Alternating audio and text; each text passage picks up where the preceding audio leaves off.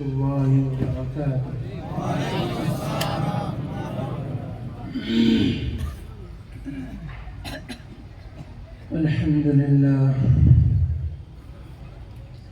الحمد لله نحمده ونستعينه ونستغفره ونؤمن به ونتوكل عليه ونعوذ بالله من شرور أنفسنا ومن سيئات أعمالنا.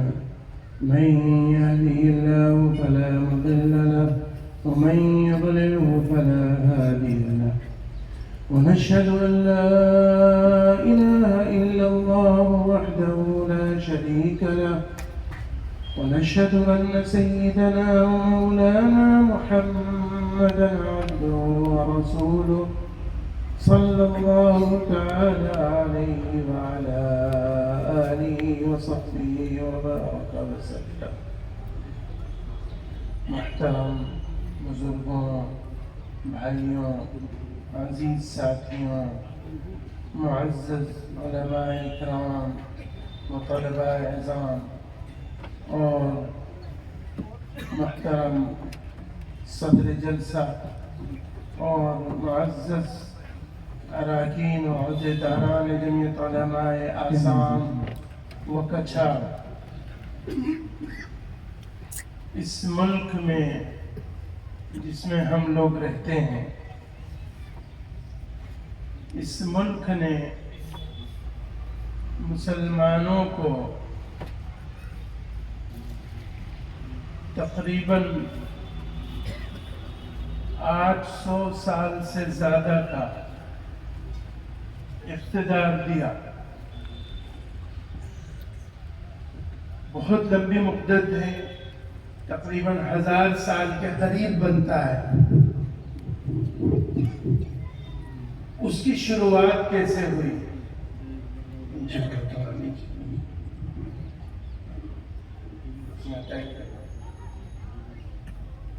ابتدائی دور میں ہندوستان کیسا تھا اور اس ہندوستان میں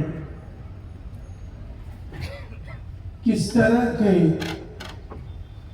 کی خدمات اور سروس مسلمانوں کی طرف سے اس ملک کو دیکھنے کو ملی،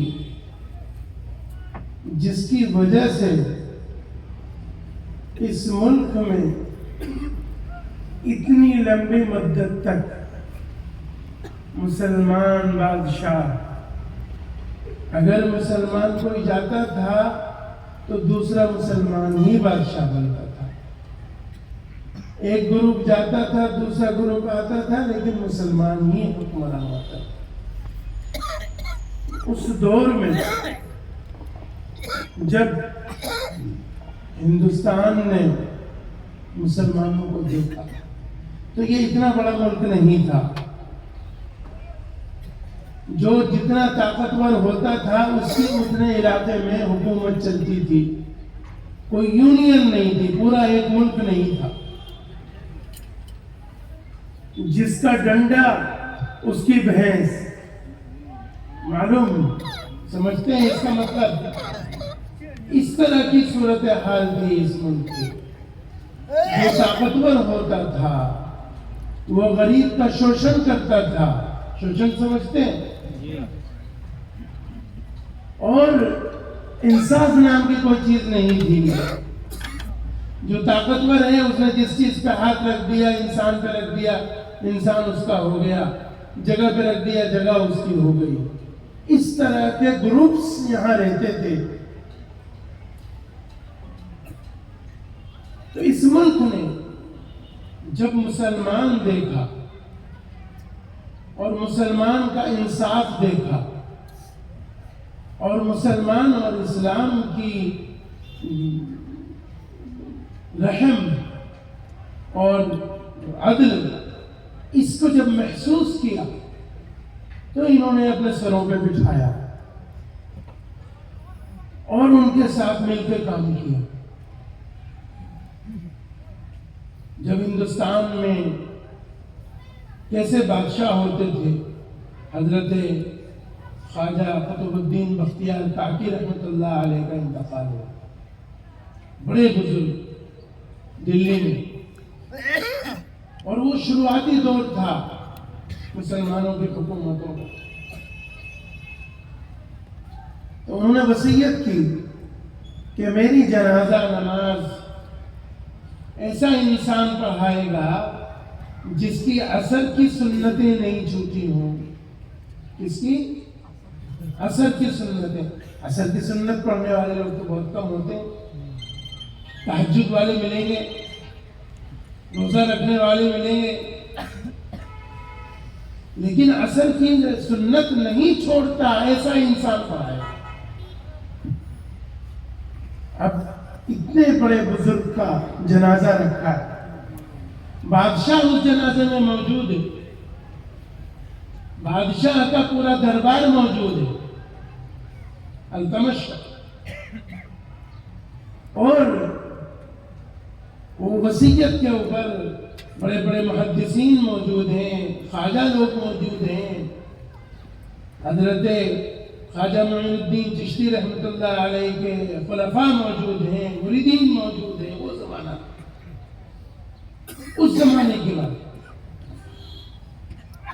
اب کوئی اس مجمع میں آگے بڑھنے والا نہیں. لوگ کھڑے ہیں، کون نماز پڑھائے گا؟ تہجد والے تو موجود ہیں جن کی تہجد نہیں چھٹتی ہے، لیکن حضرت قطب الدین بختیار کاکی رحمۃ اللہ علیہ نے شرط لگائی کہ جس کی اصل کی سنت نہیں چھٹتی وہ پڑھائے. تو وہ کون نکلا؟ اس وقت کا جو بادشاہ تھا اس کے اندر یہ خصوصیت تھی، اور وہ روتا ہوا آگے بڑھا اور شکایت کرتا ہوا بڑا حضرت خواجہ قطب الدین بختیار کاکی رحمۃ اللہ علیہ کی طرف کہ آپ کو میرا پردہ اٹھا کے کیا ملا؟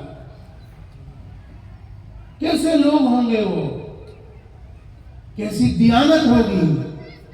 کیسا ان کا اخلاق ہوگا؟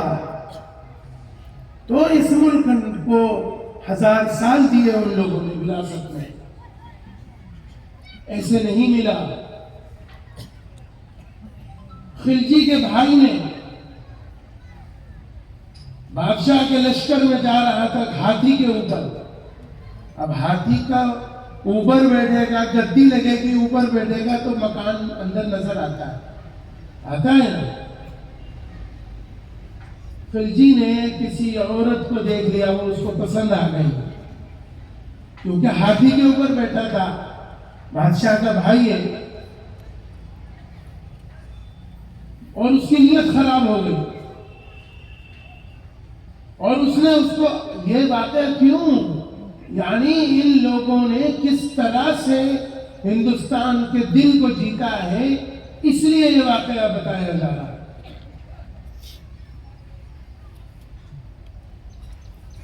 تو اس کی نیت خراب ہوئی، اس نے اس کو اٹھا لیا. بادشاہ ہے، حکومت ہے، طاقت ہے. خلجی کو پتہ چلا بھائی ہے کرنے والا، لیکن قرآن کیا کہتا ہے؟ تعاونوا علی البر والتقوی ولا تعاونوا علی الاثم والعدوان. تو وہ کس کو دیکھے گا؟ بھائی کو نہیں دیکھے گا، اللہ کے حکم کو دیکھے گا کہ برائیوں میں تعاون نہیں کرنا ہے. تعاون کرنا ہے تو حسن سلوک میں کرنا ہے، تعاون کرنا ہے اچھائیوں میں کرنا ہے، تعاون چوری میں نہیں کرنا ہے، بدماشی میں نہیں کرنا ہے. قرآن منع کر رہا ہے، تو قرآن کا غلام ہے. اس نے بھائی کو سزا دی، چھوڑا نہیں، معاف نہیں کیا. تو اس چیز میں زبردستی نہیں ہوا، لوگوں کا دل جیتا ہے اچھے اخلاق سے، اچھے کردار سے، اچھے عمل سے. قرآن کے غلام بن کر کے ان لوگوں نے حکومت کری ہے اس ملک میں، اور یہ ملک جنت ہو گیا. کوئی لوٹ پاٹ کرنے والا نہیں بچا، کوئی ظلم کرنے والا نہیں بچا۔ جب بادشاہ نے اپنے بھائی کو سزا دے دی تو کس کی ہمت ہے؟ کس کی ہمت ہے بدماشی کرنے کی؟ ہے کسی کی ہمت؟ نہیں ہے۔ تو اس شان کے ساتھ اس ملک میں مسلمانوں کا کردار رہا، مسلمانوں کا ماضی رہا، مسلمانوں کی تاریخ رہی، اور مسلمانوں کو بدگمان کرنے کے لیے، مسلمان کو دوشت کرنے کے لیے جتنے کام کرے وہ انگریزوں نے کرے۔ جب مسلمانوں کے کردار میں کمی آئی، جنگ احد میں جناب رسول اللہ صلی اللہ علیہ وسلم نے چھوٹی پہاڑی پہ، جب آپ احد کی طرف جائیں تو الٹے ہاتھ پہ ایک چھوٹی پہاڑی ہے، جنگ سامنے سے ہونی تھی، لیکن جناب رسول اللہ صلی اللہ علیہ وسلم نے کچھ صحابہ اکرام رضوان اللہ تعالی علیہ مجمعین کی ڈیوٹی لگائی کہ ہم جنگ ہاریں یا جیتیں، جنگ ہاریں یا جیتیں، آپ نے یہ پہاڑی نہیں چھوڑنی ہے۔ کس نے کہا؟ رسول اللہ صلی اللہ علیہ وسلم۔ تو اللہ کا مزاج کیا ہے کہ اللہ تعالی اطاعت کو، حکم ماننے کو پسند فرماتا ہے۔ کیا کرتا ہے؟ پسند کرتا ہے۔ اور اگر نہیں مانو گے یا نہیں مانے گا تو اللہ کو غصہ آتا ہے۔ تو جناب رسول اللہ صلی اللہ علیہ وسلم نے صحابہ اکرام کی ایک ٹکڑی کو وہاں معمور کیا اور کہا کہ آپ نے یہ چوکی، آپ نے یہاں سے نگرانی نہیں ہٹانی ہے، ہم جیت جائیں، جشن بھی ہونے لگے تو آپ کو یہ جگہ نہیں چھوڑنا۔ تو اللہ کے رسول صلی اللہ علیہ وسلم کے پاس تو کوئی سی آئی ڈی نہیں تھی، کوئی سی آئی ڈی نہیں تھی، جو مدد آتی تھی اللہ کی طرف سے آتی تھی۔ تو ان صحابہ اکرام نے جب دیکھا کہ جنگ جیت رہے ہیں اور خوشیاں مننے لگے ہیں تو چھوڑ کے اور خوشی میں شریک ہو گئے، اپنی ڈیوٹی چھوڑ کے وہاں سے ہٹے اور پھر وہیں سے حملہ ہوا اور جیتی ہوئی بازی احد کی، اور وہ پلٹ گئی اور شہادتیں ہوئی۔ سید الشہداء حمزہ رضی اللہ عنہ شہید ہوئے، حضرت نبی صلی اللہ کے حبیب جناب رسول اللہ صلی اللہ علیہ وسلم کا دندان مبارک شہید ہوا، چوٹیں آئیں، بہت نقصان ہوا، اس وجہ سے بات نہیں ماننے کی وجہ سے۔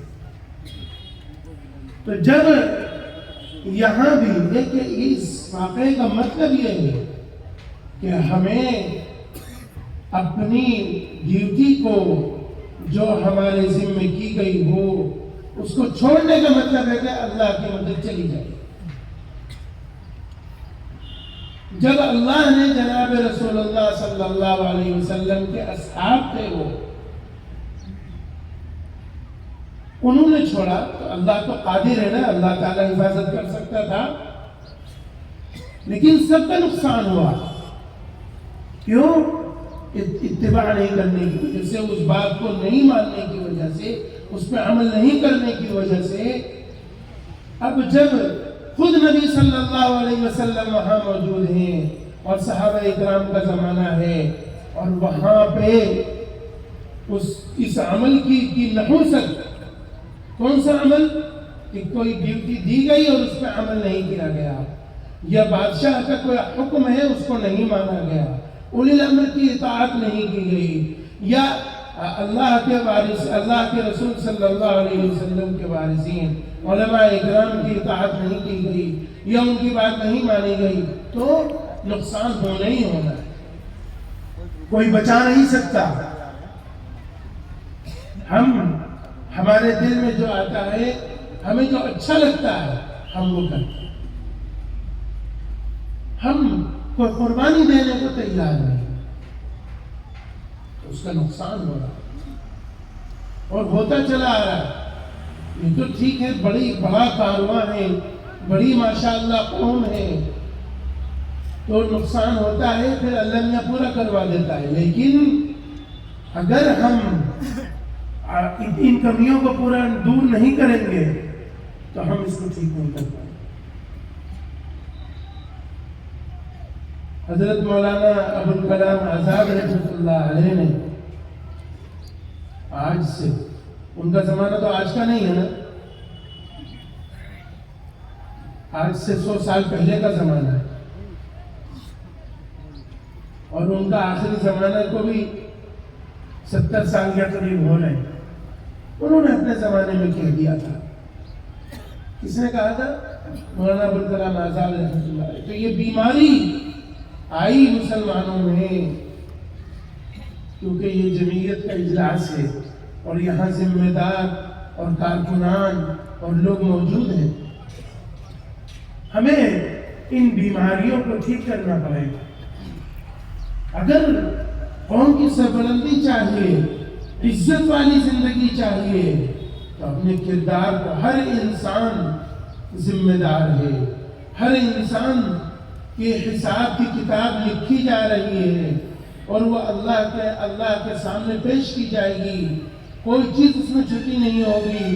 اللہ تعالیٰ فرماتا ہے کہ انسان قیامت کے دن کہے گا ما لهذا الكتاب لا يغادر صغيرة ولا كبيرة إلا أحصاها. اس کو جواب میں کہا جائے گا وَوَجَدُوا مَا عَمِلُوا حَاضِرًا وَلَا يَظْلِمُ رَبُّكَ أَحَدًا. کہ اللہ تعالیٰ انسان کے سامنے اس کا نامہ اعمال پیش کریں، اس کے ہاتھ میں کتاب آئے گی اور وہ حیرت سے کہے گا کیسی عجیب کتاب ہے، اس میں تو کچھ چھٹا نہیں، نہ چھوٹا چھٹا نہ بڑا چھٹا. اس کو جواب ملے گا جو تو نے کیا وہ تیرے سامنے حاضر ہے. دل میں جو اندر فکر آتی ہے دل کے ساتھ میں پردے میں، وہ اللہ کو معلوم ہے، اللہ سے چھپا ہوا نہیں ہے. تو میں ذکر کر رہا تھا، اللہ تعالیٰ فرماتا ہے کہ اللہ تعالیٰ کہتا ہے کہ کسی ایک کے اوپر اللہ نے ظلم، وَلَا يَظْلِمُ رَبُّكَ أَحَدًا. کسی ایک پہ اللہ نے ظلم نہیں کیا. وہ پریشان ہوگا لیکن وہ اس کا اپنا کارنامہ ہے، اللہ سے اس کا کوئی لینا دینا نہیں ہے. اللہ نے ظلم نہیں کیا. تو مولانا ابوالکلام آزاد رحمۃ اللہ علیہ نے اپنے زمانے میں کیا کہا ہے کہ 2 قومیں ہیں، 2 کے بارے میں، ایک ہندو اور ایک مسلمان. ہندو کے بارے میں کہا اور مسلمان کے بارے میں کہا کہ یہ دونوں قومیں، یعنی وہ اپنے تجربات کی روشنی میں اس نتیجے پہ پہنچے. کس نتیجے پہ پہنچے کہ یہ دونوں قومیں اگر یہ دنیا ہزاروں سال بھی زندہ رہے اور قیامت کب آئے گی نہیں معلوم، تو ان 2 قوموں میں 2 کمیاں ہیں جو ختم نہیں ہو سکتی. کیا؟ ہندوؤں میں تو تنگ نظری، ہندوؤں میں تنگ نظری سمجھتے ہیں؟ تنگ نظری ختم نہیں ہو، یعنی وہ کوئی اچھی چیز دیکھے گا تو خوش نہیں ہوگا. آپ کی کوئی اچھی چیز دیکھے گا، کوئی اچھا بزنس دیکھے گا، خوش نہیں ہوگا. ایک کمی تو ہندوؤں میں. اور مسلمانوں میں کیا کمی ہے؟ جس کمی نے ٹیپو سلطان شہید کروایا رحمت اللہ علیہ، جس کمی نے بنگال کی عزت لٹوائی، جس کمی نے بہادر شاہ ظفر کو بے عزت کیا، اس کمی کے نتیجے میں کون پہنچا؟ ابوالکلام آزاد رحمت اللہ علیہ. کیا کہا مسلمانوں میں بیماری کیا کہ سچے رہنما، کس کے؟ مخلص رہنما، چور رہنما نہیں. جو چور ہو اس کی بات تو الگ ہے، یعنی مخلص رہنماؤں کو سے بدگمان اور بدظن رہنا اور ان کو برا بھلا کہنا اور ان کی اتباع نہیں کرنا، ان کی بات نہیں ماننا، ان کی اطاعت نہیں کرنا. یہ کس کے اندر کمی ہے؟ مسلمان. چھوٹی سی غلطی صحابہ کرام سے ہوئی تو اس کی سزا اور اس کی وہ پوری کی جنگ، جیتی ہوئی جنگ اللہ نے دی. اور اس کی چوٹ خود اللہ کے حبیب آقا نامدار سرور کائنات جناب محمد رسول اللہ صلی اللہ علیہ وسلم کی ذات تک پہنچی۔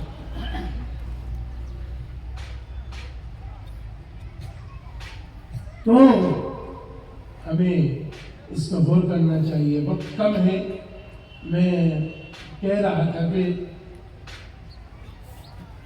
وقت جو ہے وہ لمبا کچھ ہونا چاہیے، کیونکہ بہت ساری باتیں ہوتی ہیں، لیکن کام کے بعد ہمیں اپنی فکر ٹھیک کرنے کے بعد، اب میں یہاں پہ آیا ہوں آپ لوگوں کے بیچ میں، اچھی بات آپ کو اچھی بھی لگ سکتی ہے، بری بھی لگ سکتی ہے، لیکن اگر میرے آنے کا فائدہ نہیں ہو، اندر سے مانوس ٹھیک نہیں ہو، اندر سے بھیتر سے، تو کیا فائدہ؟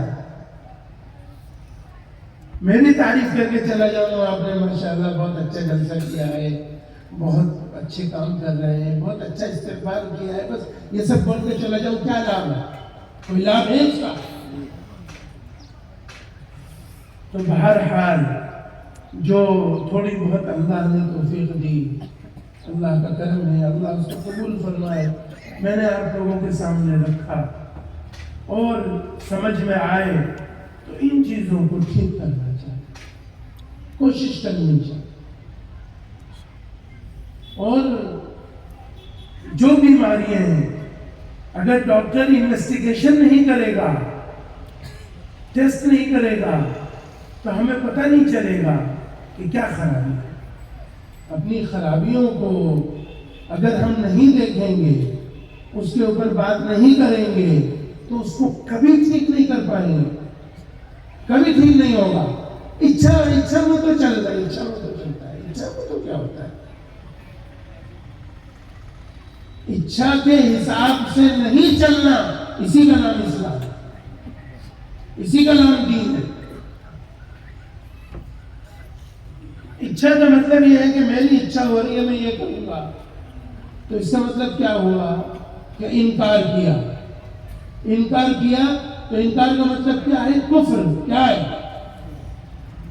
اسلام، مسلمان اور کفر میں دو چیزیں ہیں۔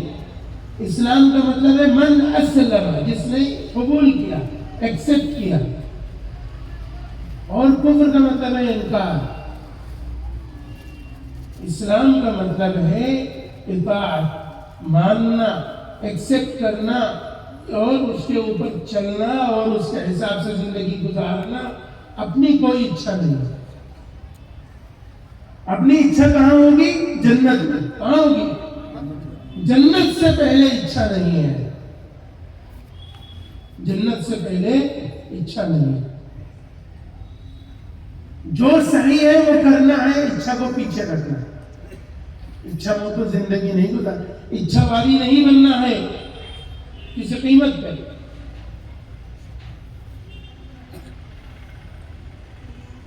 تو اس لیے اللہ تعالی ہمیں سمجھ کی اور دین کی حفاظت کی، اپنے بچوں کے دین ایمان بچانے کی توفیق عطا فرمائے اور استقامت فی دین نصیب فرمائے، آپس میں محبت، اجتماعیت اور ایک دوسرے کا لحاظ کرتے ہوئے، اپنی ذمہ داریوں کو سمجھتے ہوئے زندگی گزارنے کی توفیق عطا فرمائے۔ وآخر دعوانا ان الحمد للہ رب العالمین۔ دعا کر لو بھائی، ویسے تو بھی دعا ہی ہوئی ہے، دعا کے لیے ہاتھ اٹھانا ضروری تھوڑی ہے۔ بسم اللہ الرحمن الرحیم۔ وقل الحمد للہ الذی لم يتخذ ولدا ولم يكن له شریک فی الملک ولم يكن له ولی من الذل وکبرہ تکبیرا۔ بسم اللہ الرحمن الرحیم۔ اللهم صل على سيدنا ومولانا محمد وعلى آله وصحبه وبارك وسلم كما تحب وترضى عدد ما تحب وترضى يا كريم يا إله العالمين۔ محمد بن فضل اور کرم سے ہمارے گناہوں کو معاف فرما، ہماری خطاؤں کو معاف فرما یا اللہ محض اپنے فضل اور کرم سے ہم میں جو لوگ پریشان ہیں ان کی پریشانیوں کو دور فرما یا اللہ جو لوگ مقروض ہیں ان کے قرضوں کی ادائیگی کے انتظامات فرما یا اللہ محض اپنے فضل اور کرم سے جو لوگ بیمار ہیں ان کو شفا عطا فرما جو اس دنیا سے بڑے ہمارے چلے گئے ان کی مغفرت فرما ان کے درجات خیر کو بلند فرما یا اللہ محض اپنے فضل اور کرم سے اکابر رحمہم اللہ کی مغفرت فرما ان کے درجات خیر کو بلند فرما ان کی مساعیوں کو قبول فرما یا الہ العالمین ہمیں اپنے اکابر کے نقش قدم پر چلنے کی توفیق عطا فرما اخلاص اور للہیت عطا فرما ہمارے دلوں سے غیر اللہ کو نکال دے اپنی سچی محبت کامل ایمان اور خوف و خشیت عطا فرما ہمیں اور ہماری اولادوں میں صحیح دینی سوچ اور فکر عطا فرما حلال رزق واسع عطا فرما حرام سے نفرت عطا فرما گھروں میں خیر و برکت عطا فرما ہر قسم کے شرور و فتن سے حفاظت فرما یا اللہ جمعیت علماء ہند کی حفاظت فرما ترقیات سے نواز اس کی یونٹوں کی حفاظت فرما لوگوں میں استقامت عطا فرما یا الہ العالمین دینی جماعتوں کی مدارس کی مساجد کی مکاتب کی دینی خانقاہوں کی حفاظت فرما ہر قسم کے شرور و فتن سے نظر بد سے محفوظ فرما یا اللہ محض اپنے فضل اور کرم سے جملہ مسائل کو دور فرما اللہم الف بین قلوبنا واصلح ذات بیننا واہدنا سبل السلام ونجنا من الظلمات الى النور وجنبنا الفواحش ما ظهر منها وما بطن یا الہ العالمین محض اپنے فضل اور کرم سے ہم سے جن لوگوں نے دعاؤں کے لیے کہا ان کی جائز حاجتوں کو مرادوں کو تمناؤں کو پورا فرما اللهم احسن عاقبتنا في الامور كلها واجرنا من خزي الدنيا وعذاب الاخره اللهم ارنا الحق حقا وارزقنا اتباعه وارنا الباطل باطلا وارزقنا اجتنابه ربنا آتنا في الدنيا حسنه وفي الاخره حسنه وقنا عذاب النار رب اغفر وارحم وانت خير الراحمين ربنا اغفر لي ولوالدي وللمؤمنين يوم يقوم الحساب رب أوزعني أن أشكر نعمتك التي أنعمت علي وعلى والدي وأن أعمل صالحا ترضاه وأصلح لي في ذريتي إني تبت إليك وإني من المسلمين ربنا لا تزغ قلوبنا بعد إذ هديتنا وهب لنا من لدنك رحمة إنك أنت الوهاب وصلى الله تعالى على خير خلقه محمد وآله وصحبه أجمعين برحمتك يا أرحم الراحمين.